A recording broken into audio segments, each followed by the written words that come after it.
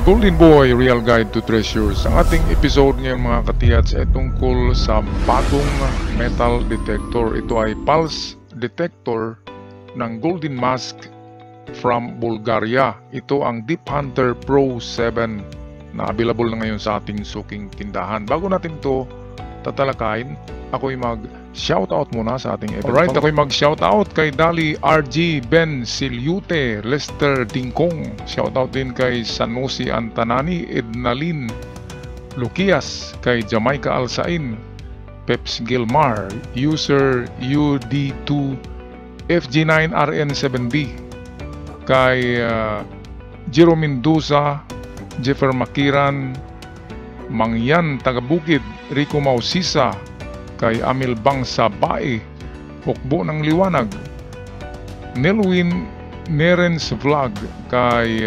YL009, Michael Kabakungan, kay Jerome Fowler, Turio Bulsao, Kin Jason, Lito Taburada, kay Batang Bukid Motovlog, Nelson Tagapia, and lastly kay DC Dirio Lamsin, Elmer Luzano, Romel Hisulgon, at sa mga hindi nabanggit na pangalan, shoutout sa lahat. Tayo na ngayon magpatuloy sa ating episode.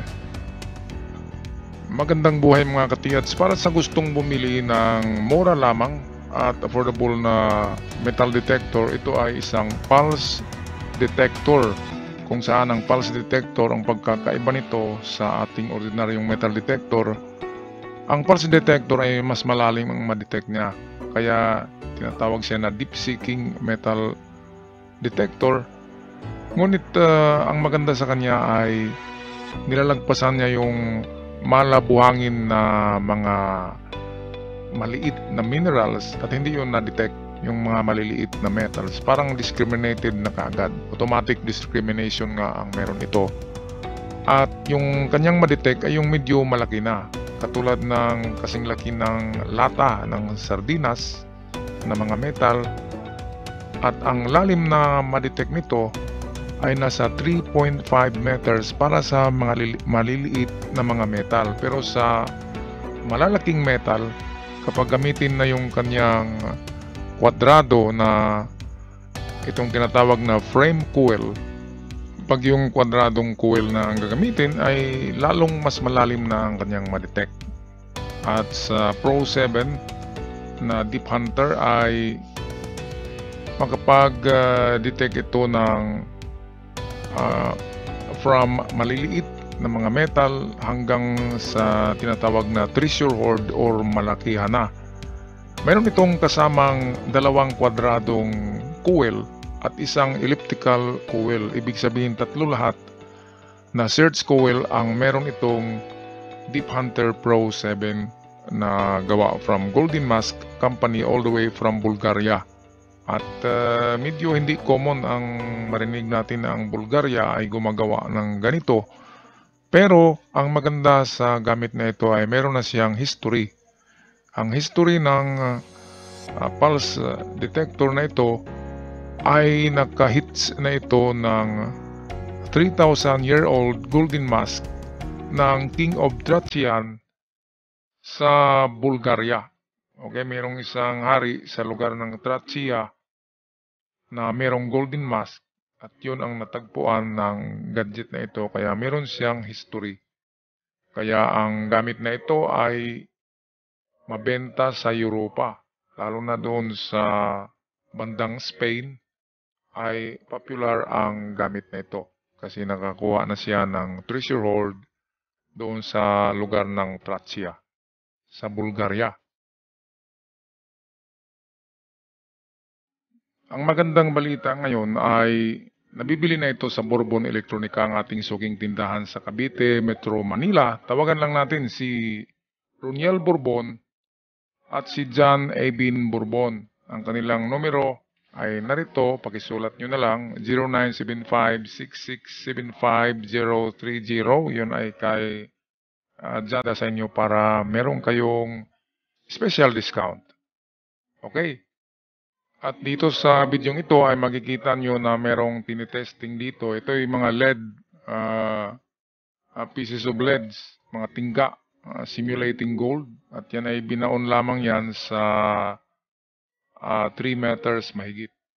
At ginamitan lamang yan ng elliptical coil, ibig sabihin ay nasa 3.5 meters lang ang madetect ng elliptical coil na yan. Pero kapag gagamitin na yung malalaki na coil, yung kwadrado, mayroong 2 kwadradong kasama diyan sa package ng Deep Hunter Pro 7, ay mas malalim nang madetect noon. Hanggang 20 meters na ang madetect ng pinagsamang 2 kwadradong coil.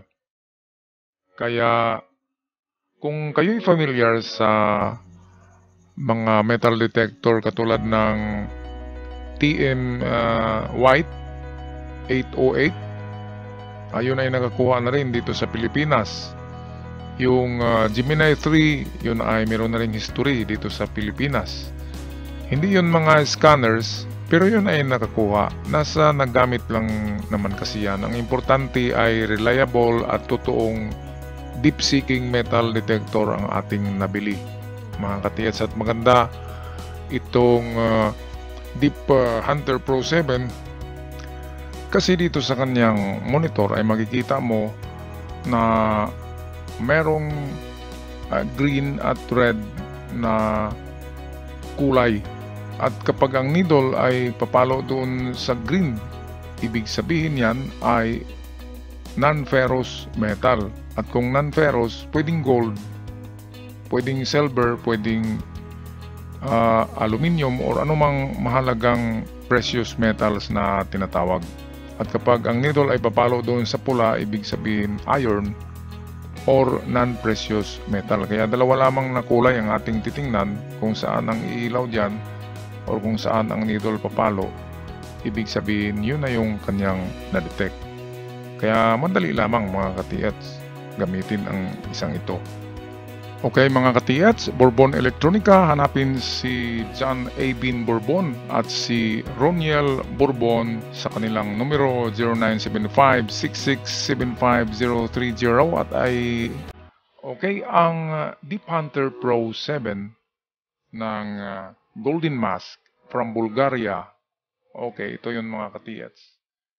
Ay mayroong DH Pro 7 main unit, 180 by 180 cm frame coil. Ito yung square na ito.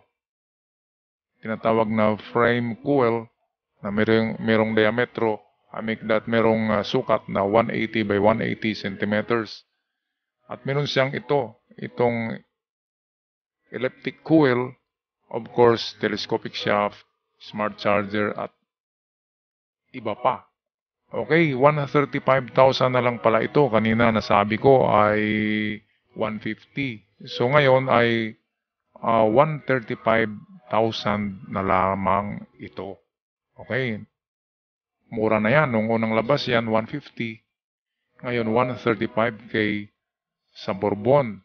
Okay, ngayon, ito yung package ng Deep Hunter Pro 7 ng Golden Mask, Bulgaria. Okay? Tingnan nyo mga katiyats noong una, 150 pa lang yan. Ngayon, siya ay available at mura na at affordable, 135,000 na lamang. Kung nakita nyo, ay meron siyang 2 ito. Yan, ito ang nag-detect ng malalim. Itong elliptical coil naman niya, itong makapag-detect lamang ng nasa 3.5 meters maximum. Pero itong 2 kwadrado na frame coil, 180 by 180, yung isa ay 125 by 125, yan ang nakapag-detect ng 7 meters. Itong isa naman ay aabot na yan sa almost 20 meters itong malaki. Kaya pwede na tayong makahits dito ng medium deposit. At lalo na yung giveaway, talagang tatamaan ito. Pulse induction. Hindi gaanong